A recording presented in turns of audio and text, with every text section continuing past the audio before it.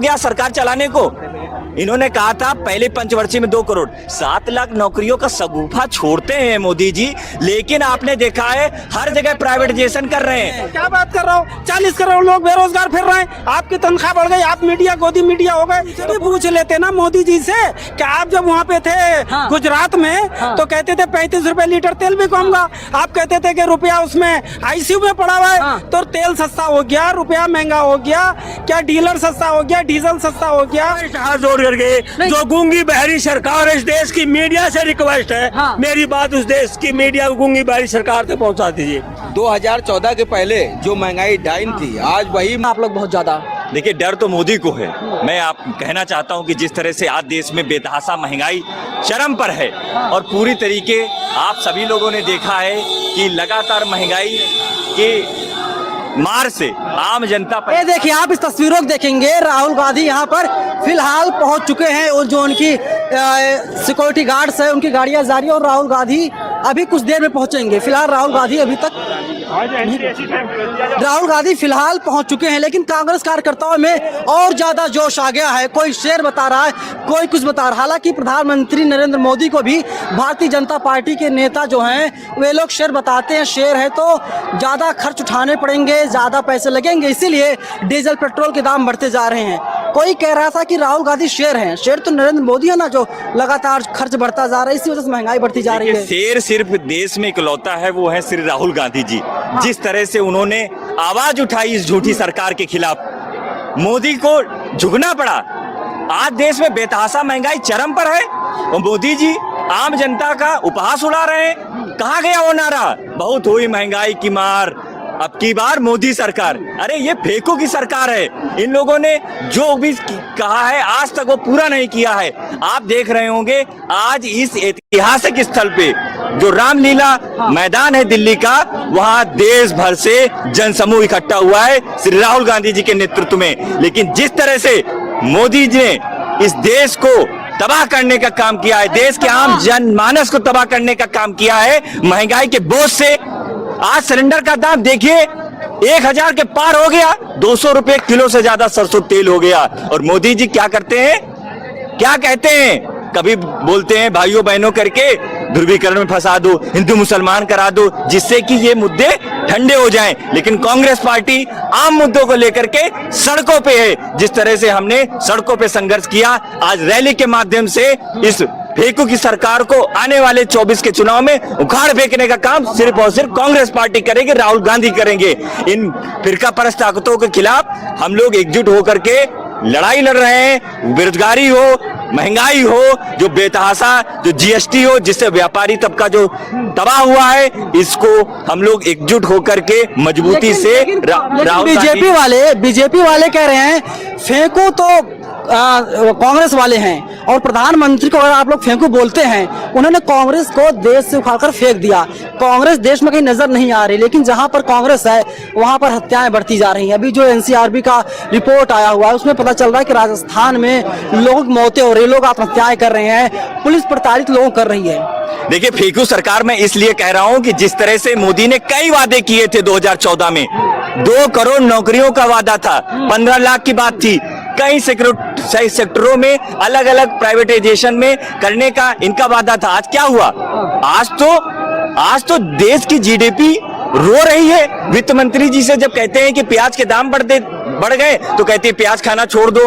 तो मैं कहना चाहता हूं कि जिस तरह से ये सरकार लोगों को बरगलाने की कोशिश कर रही है, इस हमारे लोगों को लड़ाने की कोशिश कर रही है, इसके खिलाफ आज आम नागरिक आंदोलित हैं और ये आंदोलन आने वाले समय में क्रांति का रूप लेगा। हमारी यात्रा स्टार्ट होने जा रही है कन्याकुमारी से लेकर कश्मीर की, जिसकी यात्रा का नाम है भारत जोड़ो। क्या फर्क पड़ेगा? यात्रा से मैं बता रहा हूं, उस यात्रा से ये फर्क पड़ेगा जो देश में ध्रुवीकरण का माहौल है, पोलराइजेशन का माहौल है, उसके खिलाफ हम लोग गांधीवादी विचारधारा के साथ, अहिंसावादी विचारधारा के साथ देश में सभी तबकों को एक साथ लेकर के जोड़ने का काम करेंगे। जो मोदी ने देश को तोड़ने की साजिश रची है, विपक्षी दलों को ईडी का डर दिखाया है, इसके खिलाफ हम लोग लड़ाई लड़ेंगे। सरकार तो बना लेंगे, हो सकता है सरकार आप लोग 24 में बना भी लें गठबंधन से, लेकिन आप लोग सरकार नहीं चला पाओगे। क्यों नहीं चला पाएंगे? सुनिए मेरी बात। अरे सर सुन लीजिए, सुन लीजिए। राजस्थान में हम लोगों ने किसानों का 72,000 करोड़ कर्जा माफ किया। नहीं थी, स्मृति ईरानी की रोड पर आई थी ना। जिस समय उस समय जो महंगाई थी, आज की महंगाई में कितना डिफरेंस है। उस समय पेट्रोल के दाम, डीजल के दाम 80 रुपए थे, आज कहाँ गए? सिलेंडर के दाम बढ़ी है ना सर। देखिए कहाँ कमाई बढ़ी, बेरोजगारी तबाह हो गए लोग, कमाई आप बता रहे हैं। राजस्थान में आपकी सरकार है ना? राजस्थान में हमारी सरकार है। हमने आप सभी लोगों ने देखा, मैं आपको बता रहा हूँ, वहां देखा हम लोगों ने कैसे हर फील्ड में रोजगार सृजन का काम किया, जिसमें हम लोगों ने आउटसोर्सिंग के माध्यम से जो नहीं सुन लीजिए आप हमारी बात सुन लीजिए। पत्रकारों की तो एक बात होती है, सुनते नहीं है, वो सिर्फ मोदी की सुनते। मोदी कहते भैया ये कह दो, प्रेस कॉन्फ्रेंस किया नहीं, कैसे सुनते हैं मोदी की? फर्जी का आरोप लगा रहे हो आप। राहुल गांधी जी कांग्रेस पार्टी हमेशा करती है, मोदी जी भी करते थे। कब करते थे? अरे जब पीएम नहीं थे तब करते थे। अरे तो वही मैं कह रहा हूँ, ये लोग झूठे नहीं बन पाए ना। मैं बता रहा हूँ, ये लोग झूठे लोग हैं। इन लोगों की बातों मत आइए, इन लोगों की बातों में कभी नहीं आना चाहिए। ये लोग आप अगर उनसे पूछ लेंगे कि भैया 2 करोड़ नौकरी कहाँ गई, तो एकदम से उनको साफ सूझ 7 लाख नौकरी दे दी 8 साल में। अच्छा, सरकार ने आंकड़ा पेश किया था, लेकिन सुनिए 8 साल हो गया सर, सुन लीजिए सवाल सुन लीजिए। 8 साल हो गया सरकार चलाने को। इन्होंने कहा था पहले पंचवर्षीय में 2 करोड़, 7 लाख नौकरियों का शगुफा छोड़ते हैं मोदी जी, लेकिन आपने देखा है हर जगह प्राइवेटाइजेशन कर रहे हैं। तो मैं आज मैं कहना चाहता हूं कि जिस तरह से हर फील्ड का वर्ग तबाह है, हमारे यहाँ नौजवान साथी भी खड़े हैं। एक सवाल का जवाब दीजिए, एक सवाल का जवाब दीजिए। राजस्थान में आप लोग सरकार है, कौन सरकार है? वहां पर कन्हैया कुमार की हत्या की जाती है, कन्हैया लाल की, और इसके बाद में वहां पर कांग्रेस सरकार 50 लाख रुपए देती है। इंद्र मेघवाल की हत्या होती है तो 5 लाख रुपए। ये आप लोग बाबा साहब ने संविधान बनाया था, आर्टिकल 14 था। सुन लीजिए सर, सुन लीजिए, आर्टिकल 14 का आप लोग उल्लंघन कर रहे हैं। देखिए जिस तरह से कन्हैया की हत्या हुई, उसमें जो लोग निकले वो भारतीय जनता पार्टी के एजेंट। आपके पास आ रहे हैं आपके पास। भारतीय जनता पार्टी के एजेंट के रूप में उन्होंने काम किया था। सभी लोग लाख रुपए आपने दिया ना सर। सुन तो लीजिए, मेरी बात तो सुनिए। देखिए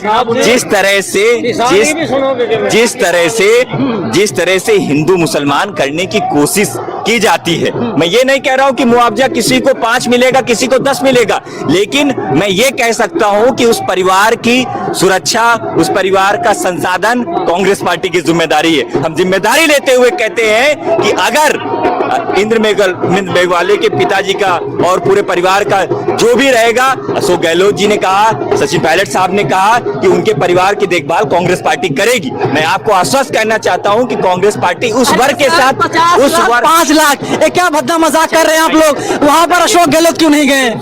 राहुल गांधी क्यों नहीं गए? प्रियंका गांधी क्यों नहीं गई? जब लखीमपुर कोई मामला होता है, नहीं, जब कोई मामला होता है तो प्रियंका पहुंच जाती है वहां पे। मेरी बात सुनिए, मैं ये कहना चाहता हूं कि जब हत्या हुई, मैं उसको हत्या इसलिए कहता हूं क्योंकि टीचर ने पीट के मारा। टीचर ने। कांग्रेस पार्टी के नेता श्री सचिन पायलट जी उस परिवार के साथ मिलते हैं।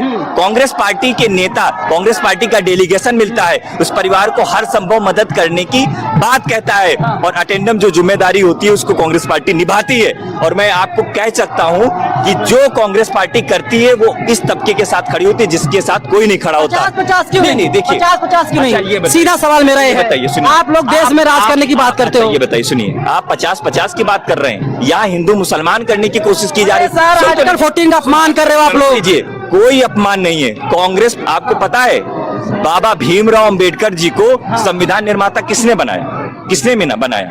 बताइए। उस समय के जितने भी कांग्रेस विचारधारा के नेता थे, सब लोगों ने एकमुश्त नाम उनका प्रपोज किया। उन्होंने हमको संविधान आप घुमा रहे हैं। ट्रेनिंग अच्छी खासी आप लोग हो जाती है। कहाँ से आए आप? मैं दिल्ली से आया हूँ, कृष्णनगर।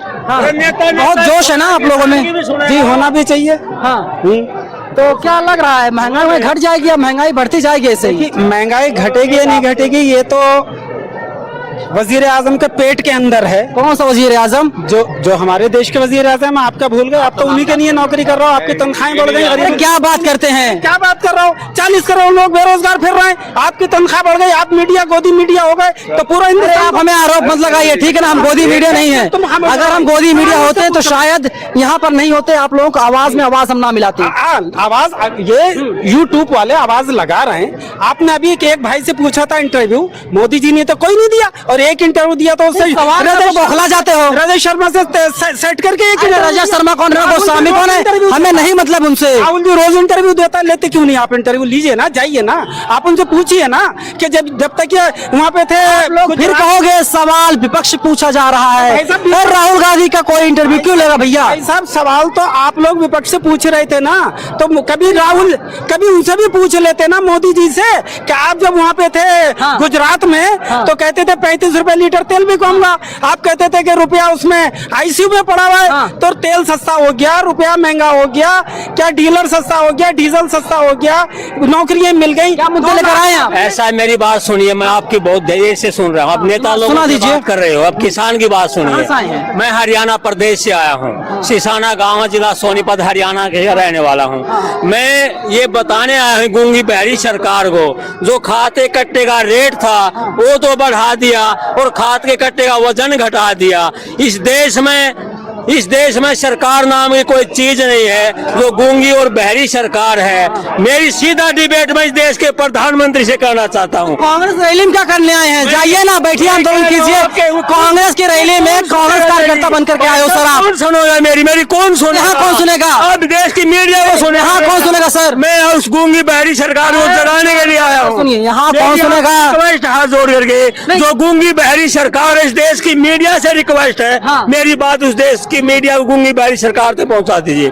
8 से 8 साल पहले एक सरकार थी इस देश के अंदर, प्रदेश के अंदर, हरियाणा प्रदेश है जहाँ से मैं ताल्लुक रखता हूँ। चौधरी भूपेंद्र सिंह हुड्डा मुख्यमंत्री थे, वे हर वर्ग की सुनते थे, हर एक वर्ग का काम करते थे। और मैं एक वोट पे कहना चाहता हूँ आपके चैनल के माध्यम से, अभी एक चला हुआ है, अभी राहुल गांधी का बयान आया था, जो कांग्रेस का अध्यक्ष होगा वो गांधी परिवार से बाहर का होगा, अशोक गहलोत का भी नाम आया था। मैं ये बता देना चाहता हूँ, अगर शुक्रिया। देखिए, समझ नहीं आ रहा है, एक खुद कह रहे हैं कि मैं हरियाणा से आया हूँ, हरियाणा से आने के बाद कांग्रेस रैली में क्या कर रहे हैं ये नहीं पता है, कांग्रेस की रैली में आए हुए हैं। देखिए, एक बार रामलीला मैदान की जो तस्वीरें हैं, मैं उन तस्वीरों को आप एक बार फिर से दिखा देता हूँ। इन तस्वीरों को आप देख लीजिए, हजारों की संख्या में अलग अलग राज्यों से लोग आए हैं और अपनी आवाज को ये लोग मुखर करने का काम कर रहे हैं। देखना यही होगा कि जब 2024 में देश में लोकसभा चुनाव होंगे, इसके बाद क्या होगा? क्या कुछ कहना चाहते हैं आप? देखिए कि आज जिस तरह से पूरा देश का जो मेरा नाम विशाल राजपूत है, मैं प्रवक्ता हूँ कांग्रेस में, और जो आज देश के हालात हैं वो हालात ना आपसे छुपे हैं ना इस देश की जनता से छुपे हैं। 2014 के पहले जो महंगाई डाइन थी, आज वही महंगाई आज भारतीय जनता पार्टी और नरेंद्र मोदी की डार्लिंग हो चुकी है और डार्लिंग हो चुकी है। तो कुल मिला के आप देखिए, जो दैनिक चीजें थी, रोजमर्रा की जितने भी खाने पीने की चीजें से लेकर असर पड़ेगा सर कोई? बिल्कुल सर, ये जनमानस, यही जनमानस जो कांग्रेस को सबक होगा पीएम 2024 का, बता दीजिए। 2024 में कोई भी पीएम हो, वो पीएम होगा इस देश की जो आवाज को बुलंद कर रहा होगा। इस देश के अपोजिशन कौन सा होगा? नाम बता। राहुल गांधी, नीतीश कुमार, ममता बनर्जी, अखिलेश यादव, मायावती की आवाज को बुलंद करने वाले हमारे नेता माननीय राहुल गांधी है। और आज जो पूरा विपक्ष है, और आज पूरे देश में जो मोदी के विरोध में एक आवाज बुलंद हो रही है, जिस सबके दिल में जो शेरों की तरह धड़क रहा है, उसका नाम सिर्फ राहुल गांधी है। और आप देखिएगा बहुत जल्द इस तरह की फिरका परस्त ताकतें आज नहीं आई है, इससे पहले भी देश में आ चुकी हैं। और आप ये कह रहे हैं कि फिरका परस्त ताकतें जो प्रधानमंत्री मोदी हैं और जो बीजेपी है उनको फिरका परस्त बता रहे हैं। देखना ये होगा कि जब लोकसभा चुनाव होंगे, खेल जाती है। कैमरा पर्सन धारण के साथ में नवीन कुमार नंदन, रामलीला मैदान, दिल्ली। नेशनल दस्तक की आपसे गुजारिश है कि अगर इसको बचाना चाहते हैं तो नेशनल दस्तक को सब्सक्राइब